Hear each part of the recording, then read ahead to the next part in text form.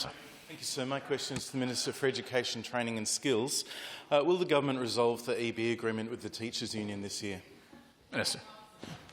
Thank you, Speaker, and I thank the member for Morialta for his question. I certainly remain hopeful that we can do that, of course. I would like to see no more disruption to our schools by any further industrial action, and I have said in this place on a number of occasions, Mr Speaker, in response to questions from the member for Morialta, that I didn't think it was necessary for industrial action in the first place, because we have remained negotiating at the table in good faith with each other, and that continues now.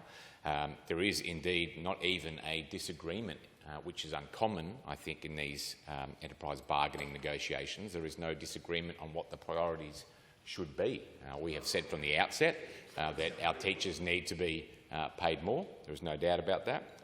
We have said from the outset that we need to do something about workload. That's an issue here in South Australia. It is an issue nationally and an issue that education systems are seeing internationally. So we are agreed on those things, and the union put forward two key priorities in terms of how to tackle those workload and salary issues.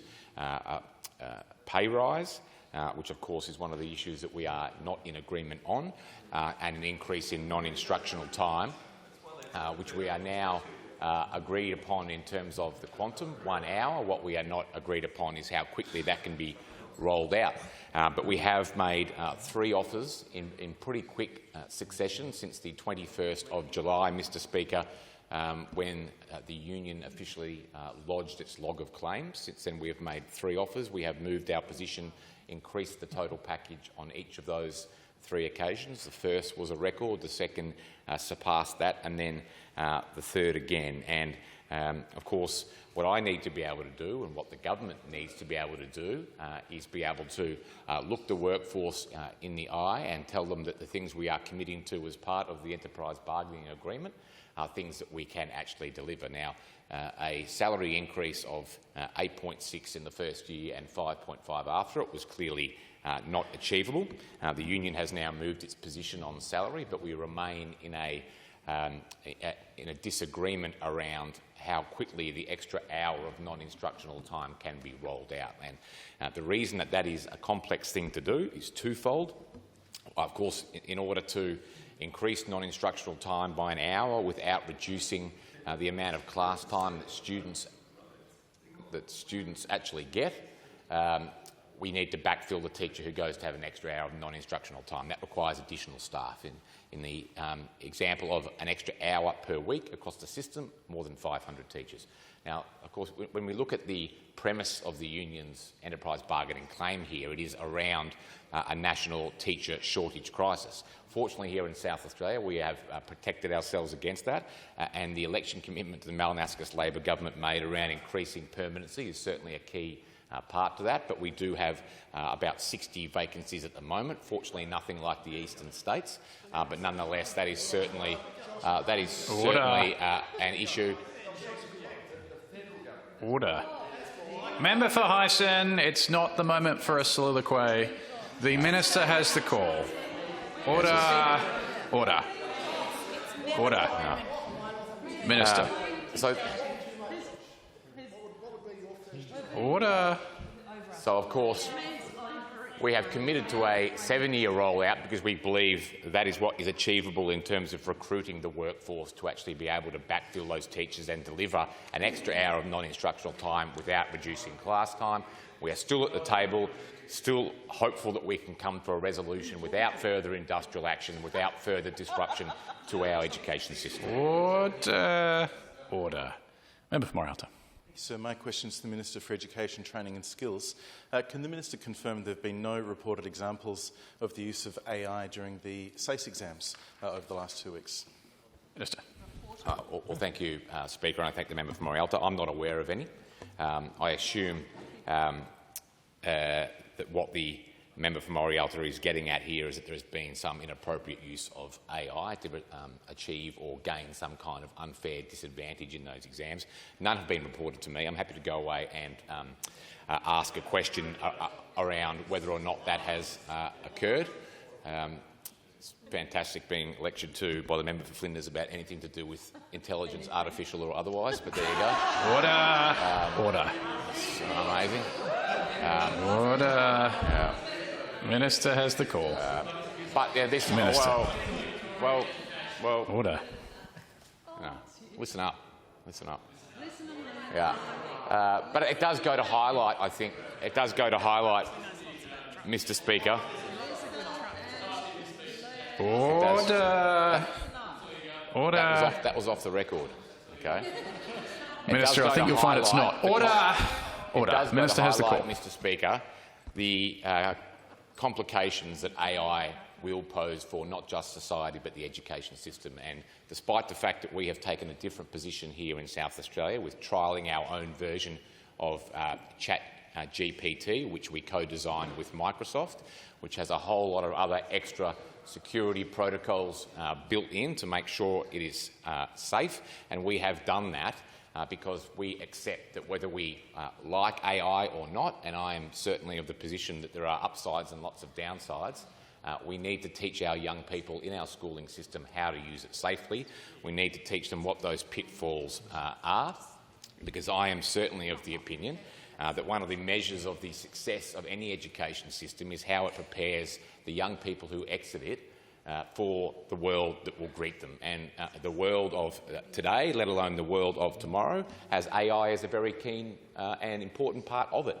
I want to make sure that the young people in the South Australian system leave their high school with some knowledge of how to use it in a safe manner. But of course, there's no application for doing that in exams, and I would take any instances of that very seriously, as I'm sure the SACE board would as well. And I'm very happy to make inquiries on the member for Morialta's behalf about whether there have been any instances of that in this exam period. Member for Morialta. My question is to the Minister for Education, Training and Skills. Do the Minister's new appointments to the TAFE SA Board have any experience in managing or delivering training activities in any public or non-government training providers?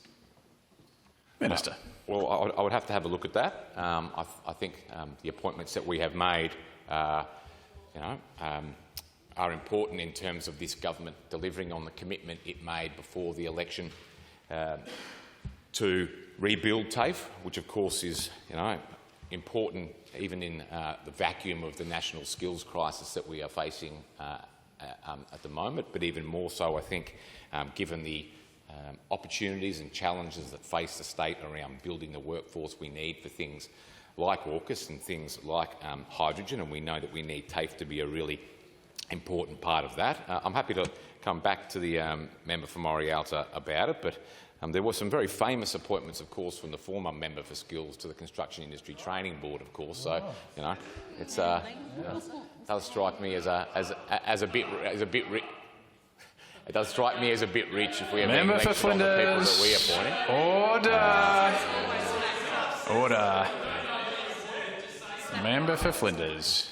Wow. Minister. Okay. You have a good day. Yeah, but I will come back to the House with an answer. But I think we have followed appropriate process at every step. We have taken the skills mix that is needed on the TAFE board to make sure it is modern and capable on delivering the election commitments of this government, capable of delivering on the commitments and recommendations made by Jeannie Ray in her roadmap for TAFE as well. But happy to come back to the member for Morialta with further information. Tree from the member for Morialta. So, do any of the appointments have any connections with the Labor Party, either as members, donors, former members or participants in a preference deal swap with the Labor Party? Minister. So, Order. There is a... Order. I anticipate a point of order. So the Minister is not responsible to the House for the membership otherwise, but any of those people are appointed to any boards. It's been a order. I'll hear the member for Morialta on the point of order. On the point of order, the people in question have been appointed as paid positions to a government board, and the qualifications they have and the reasons for the Minister's appointments, the government's appointments, are a valid question for this House. Order. It may be that the question can be put differently. I'll give the member for Morialta the opportunity in the last minute of question time. However, I observe that the question as formulated would be contrary to the standing orders if I were to permit it. Member for Morialta. Thank you, sir. Can the Minister update the House as to the purpose for the appointment of the members of the TAFE Board? With leave, I'll explain. Leave your sword. Is leave granted? Previous oppositions have drawn connections to any political involvement of appointments to paid government's boards, and it's appropriate that the Minister considers that in his answer. That contribution by way of leave could be contested. It therefore follows that it is not necessarily a series of facts, and on that basis I'm going to rule it out of order.